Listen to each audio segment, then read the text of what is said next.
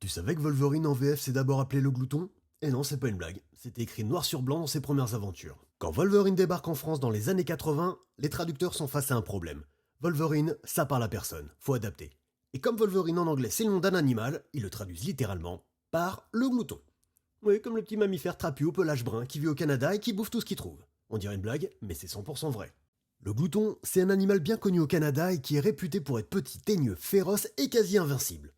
Certains le surnomment même l'animal le plus féroce du Grand Nord. Normal, ça fait moins de 25 kilos et ça se frite avec des grizzlies. Et là tu dis, ah ouais, ok, ça commence à ressembler à Wolverine. Mais à l'époque, les lecteurs français trouvent le nom ridicule. Du coup, les traducteurs changent de stratégie.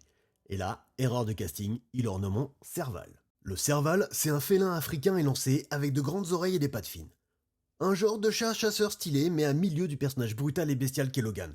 Un nom qui va lui coller à la peau, même dans le dessin animé des années 90. Alors pourquoi Serval? Parce que ça sonnait cool et sauvage, tout simplement.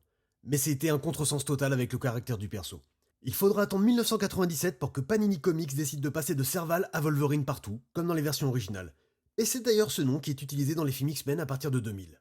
Et là, plus d'ambiguïté. Wolverine, c'est le nom du perso, le nom de l'animal et le symbole de sa vraie nature. Petit, agressif et indestructible.